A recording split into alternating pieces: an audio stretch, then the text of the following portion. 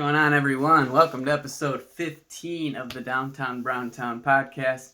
I'm your host, Downtown Brown. Make sure to follow me on Instagram at downtown_brown33 and on Twitter as well at downtown_brown. And please also make sure to subscribe to my YouTube channel. I would greatly appreciate that. That way you can stay up to date on all my future content as it is posted. So let's get right into it. I was watching my mom's dog for the past week, so I was not here at the studio. So that's why I was unable to make any videos. And last one I made was when we lost to the Phoenix Suns about a week and a half ago. So lots have transpired since then, so let's just get right into it. Since that loss to the Phoenix Suns, the Bucks lost 4 more games.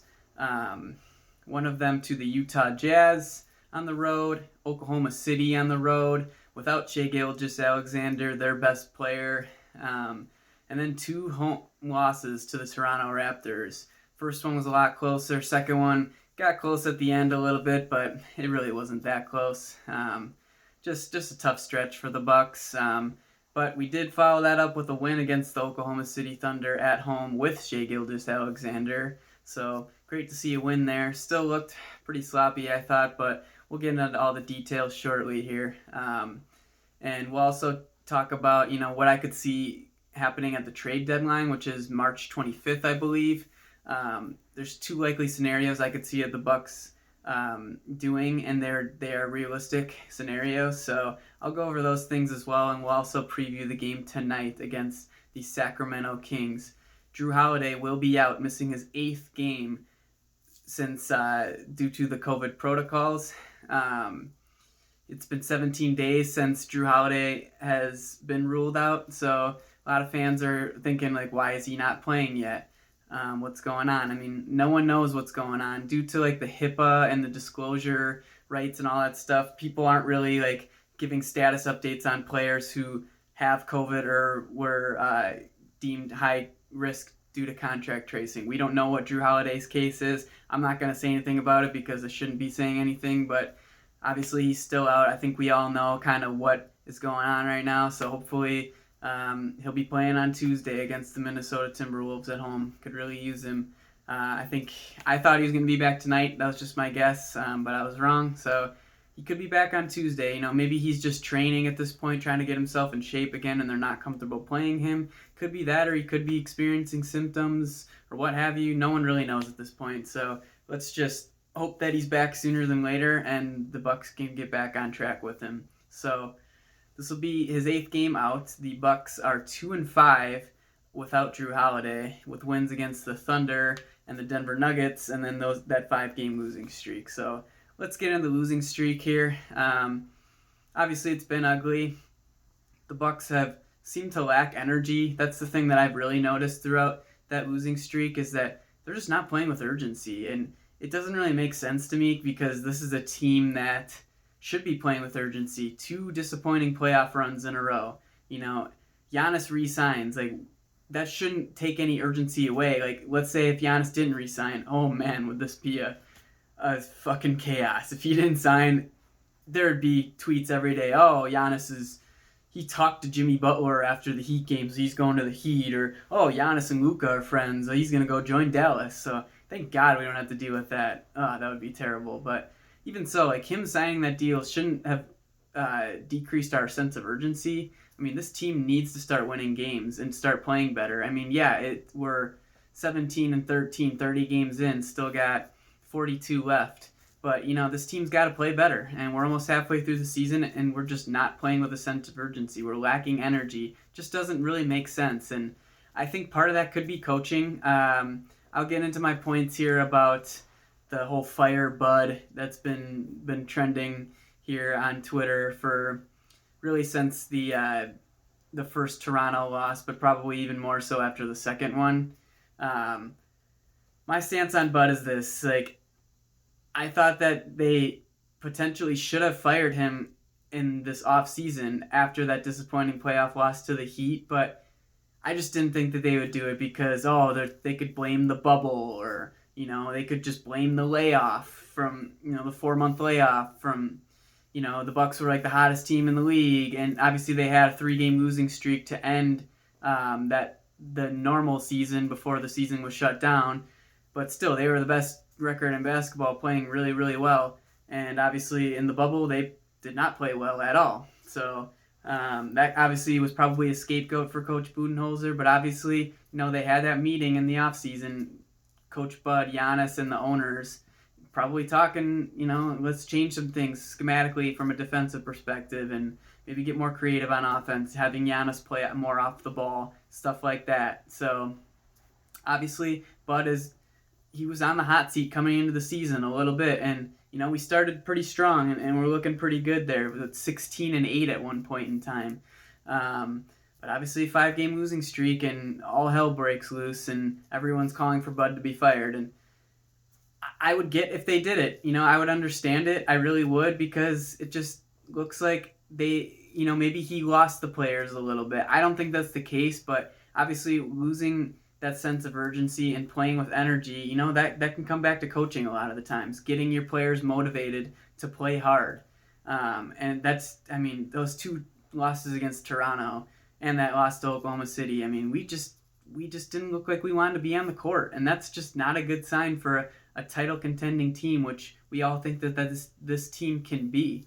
So that's obviously very concerning, but again, Bud's making adjustments this season. He's trying to switch more on defense, switching 1 through 4 when we have our starting lineup in, and sometimes switching Brook Lopez, but Brook being a little more aware of getting in the screener's face when they're running those high pick and rolls. We're making adjustments, but it's just looked ugly lately. Guys are making shots on the other teams, and we're missing defensive assignments. Overhelping has been a big problem for this team. When a guy starts driving to the hole, you'll see like a Dante or even a Giannis overhelp when they really don't need to, and then bam, kick it out to the corner 3-point shooter. Norman Powell happened multiple times in that 2-game mini series against the Raptors. Bam, wide open 3. It's tough, You just know that these things, like even like the fans like us who just aren't basketball savants, so to say, like we just know what's going wrong, and like half the time it feels like they're just not doing the necessary things that they need to do on defense, and that's just so frustrating. It seems like they just spot anywhere from 8 to 12 points a game to opposing teams for just not getting up on guys for shooting threes. Chris Boucher, for example, in that first game specifically against the Raptors, he's a 45% free throw or 3-point shooter. He went 4 for 7 from 3. At least 5 of those threes he took wide open. Didn't even contest them. It's like, what are we doing here? How do you not, like in the scouting report, like, oh, Chris Boucher is a 45% 3-point shooter. We need to get on him when he has the ball at the 3-point line. We can't give him open shots. And what did we do? 4 for 7. And, that was part of the reason why we lost the game. It's just stupid stuff like that. And Fred VanVleet, we know they're going to run pick and rolls where the center is screening Siakam in that case because the Raptors were playing small. He's going to screen Fred VanVleet, and he's just going to take those open shots because Lopez is just going to sit and drop in the paint. Like, what are we doing there? It just doesn't make sense. Like, how are we not knowing this stuff? Especially because it's killed us the last 2 postseasons. It just doesn't make any sense. And from my perspective, that's very frustrating. Like, I just don't get it. Like, I can see this stuff. All these other people on Twitter who report for the Bucks and that sort of thing, they can see it too. It's like, what are we doing? And like, that's got to be coaching, like the Raptors went small those 2 games by starting Siakam at the center and starting Norman Powell as well. And, we still start 2 7-footers, Giannis and Brook Lopez. I'm not saying they shouldn't have started Brook Lopez, but we got to take advantage and switch if he's in there. And we've got to throw the ball to Brook Lopez in the paint more and try to have him get some stuff done. Obviously he's been up and down on offense, but it's just things like that frustrate me with Bud. It's like things that I feel like I am noticing that could be fixed, and they're just not doing those things. So it's frustrating, obviously, and I would be shocked if we fire Bud midseason. Shocked, especially in a season where the pandemic is still going on. Fans are very limited and that sort of thing, and like they're having limited practice time. They're not having as many practices as they had in years past, in normal years. So it's tough, like I can't see them mid-season making a firing of Coach Bud and then go into a Darvin Ham who would probably take over. He's well respected around the league. He played, I think, 12 seasons in the NBA. I could be wrong on that. He played for the Bucks as well. The players like him. I think he'd probably run somewhat more of a similar scheme to Bud, but probably making the necessary adjustments that we would need to. It could really work well for us.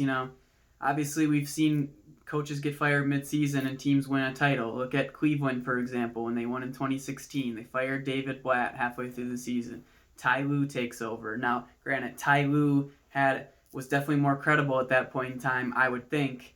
He was a hot name for head coaching searches, and I think Darvin Ham has been in that mix as well, but still, not every situation is the same. But even so, I would be shocked if we fire Bud mid-season. I think they're going to ride it out with him, and I'm fine with it. I just think he's gotta get better, like the players do. They gotta get better. Bud's gotta get better. This season, I've noticed a little more things with Bud that have frustrated me. I've always said in years past, specifically in those last 2 playoff runs as well, even though the deficiencies that Bud had, not playing Wesley Matthews a lot in the series against Miami when he's our best wing defender and was playing really well against Jimmy Butler, not playing him much. I think that's a main reason why he left in the offseason.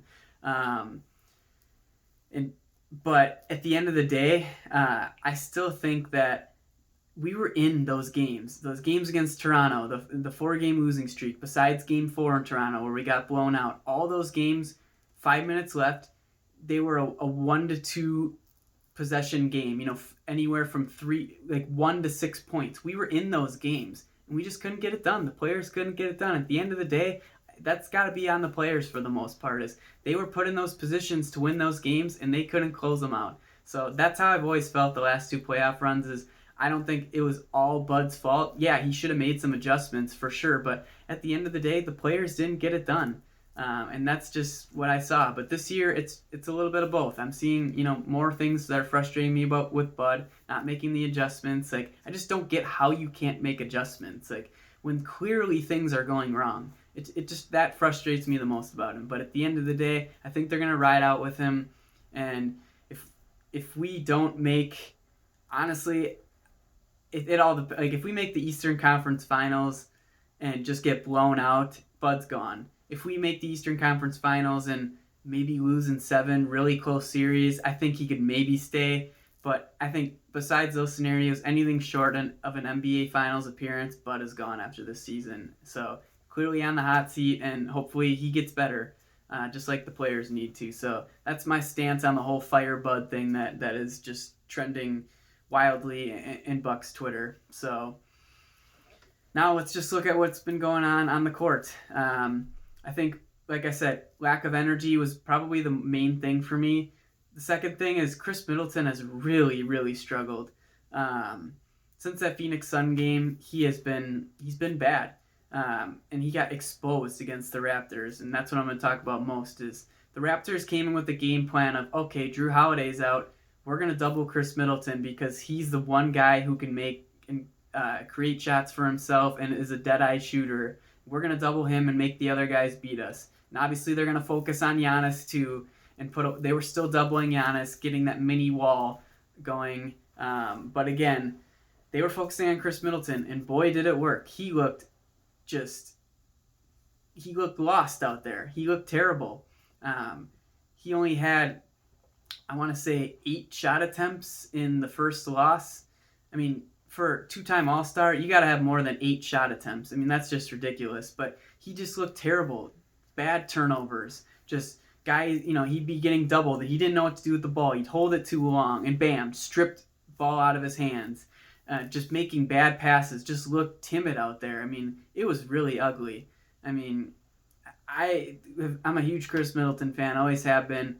And it was hard to support him those 2 games. Obviously, I still did and still will going forward. But, man, I've never seen, in the last couple of years, just that breakdown from him. It just, the Raptors were just tormenting him. And you could just see it in his face. It was ugly. And obviously, he looked better in the Oklahoma City win. 19 points, I believe, 7 for 17 from the field. Still not hyper efficient, but getting back to normal Chris Middleton form there. But, man, it was bad against the Raptors. And He's just not making shots right now. He's in a funk. It feels like he always gets in these funks every year, but this one is probably the worst one I've seen from Chris Middleton since that Suns game. So that's a big thing. I mean, when Jrue Holiday's out, Chris Middleton has to be that all-star player. He's got to be scoring anywhere from 20 to 30 points a game for the Bucks to be able to win, and he was just not getting it done at all. So that's another big takeaway for me in this the 5-game losing streak is Chris Middleton just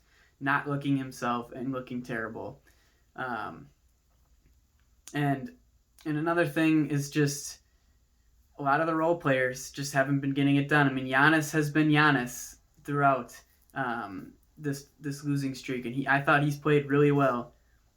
But the role players, I mean, DJ Augustine is giving you nothing. I mean, I thought he played pretty well against OKC and that win there on Friday night. But I mean, you're not getting much from a lot of guys here.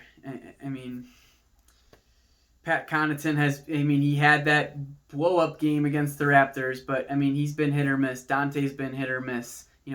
Brooke Lopez has been okay.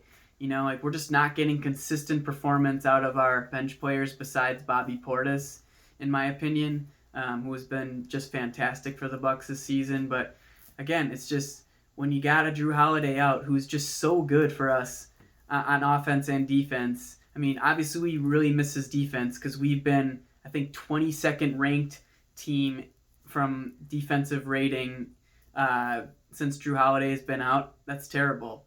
It's not going to get it done, and we know how important Jrue is to this team defensively. I mean, he's guarding the primary scorer on the teams. Sometimes 1 through 4. He's guarded LeBron earlier this year and did pretty well. He guarded Kevin Durant at times and did fairly well. I mean, he's just an absolutely elite defender, and not having him just makes things that much more difficult for the Bucks on defense, and it's obviously shown. 22nd in the league in defensive rating since he's been out. That's not going to get it done. The Bucks, the last 2 regular seasons have been, if not first, second, third, or even top 5 defensive rating through those 2 seasons. And obviously it's, our offense has been pretty elite this year. I mean, we're ranked 3rd in the league in offensive rating, but obviously there's been a dip without Jrue as well. We're not as dynamic. He's so composed with the ball. We're not seeing, we don't have a guy that we can just dribble up the court and just be composed, make things happen, just make the right play. I feel like that's the thing that I've noticed about Jrue Holiday the most is he just makes the right plays on offense. I trust him with the ball. Middleton has definitely stepped up his playmaking this year, and that is shown in his assist numbers. But still, I mean, he got exposed against the Raptors, and ever since Jrue's been out, he's had a really hard time being a playmaker, and it's clearly shown. His assists have been down considerably since Jrue has been out. So again, it's just a combination of all these things, and Bucks having a long Western Conference road trip, and then coming back, and the Toronto Raptors, who have had our number in the years past. Obviously, since we lost to the Raptors 4 straight games in that Eastern Conference Finals, we were 7-1 against them in the regular season. So we've obviously played well against them, but again, it's just they know how to defend us, and especially with Jrue being out, we just weren't getting it done. So I mean, that's really what we're seeing here. It's just dips on all certain levels of our team here, and I think that it's going to be tough. Once we get Jrue back, it's going to be a lot better, but we just got to ride it out here and get some wins. I mean, the win against OKC on Friday, was it pretty? No, definitely not pretty at all. But, we got to win. We got it done. A win is a win in this league, and that's just what we got to do right now is just get some wins here. We've got 5 games still consecutively at home, and then we end against the Grizzlies on the road for this first half of the regular season. Just got to grind out some wins here and just get healthy for the second half of the season, and we'll watch this team take off. Coach Bud is making a bunch of adjustments. Not as many as he should be, but he is making adjustments. So things are going to look ugly at times. I mean, we just got to remember that. We've all been thinking about, this team has just been great in the regular season but failed in the playoffs. And now we're seeing that we're changing things up, trying to mix it up, make adjustments so we can be the best team that we can be in the playoffs. So we just got to remember that. I know it's really hard. I've had a hard time doing it as well because that losing streak was ugly. And I don't know how it's going to be again tonight against the Kings. Obviously, we got Drew out. The Kings, 3 of their players are questionable. Harrison Barnes a starter, Rashawn Holmes a starter, and Glenn Robinson III, who actually has started for them as of late. They are all questionable. They were all out last night in the Kings game. So I don't know if that means that they just didn't want to play him back-to-back or what have you. But I'm going to expect at least one of those guys to probably be back, but who knows at this point. So if they're all out, obviously gives the Bucks a lot better of a chance to win. But if they're all playing, the Bucks got to come to play tonight. This is going to be the first game where the general public can attend. 10% capacity, about 1,800 fans will be in attendance for the game tonight. I will not be one of those fans. I had the pre-sale. I thought about buying tickets, but I'm getting a 3 to 5 game package as part of being a season ticket holder for the second half of the season, which is money that is in my Bucks account. So I just decided to not spend money out of pocket and just wait till I get those games handed to me for the second half of the season and let some other fans attend the games these next 5 and get loud, fans. Cheer on the Bucks. Hopefully we can provide them some energy. The last game against the Thunder, we had about 750 fans, being family, healthcare personnel as well, I believe, and some staff members. So it's going to amp up, getting 1,000 more people in the building. Get loud, give the Bucks some energy. We really need it. That's something that I think has been impacting the Bucks this season as well, is just missing those fans. I mean, Fiserv Forum, even the Bradley Center back in the day, that place was rocking when the Bucks were winning games, and Giannis is turning into that all-star MVP level player. Man, do I miss a full crowd there. So damn fun. But, the Bucks really feed off that energy, and I think that's having an impact. So look for the fans to hopefully give them a spark tonight.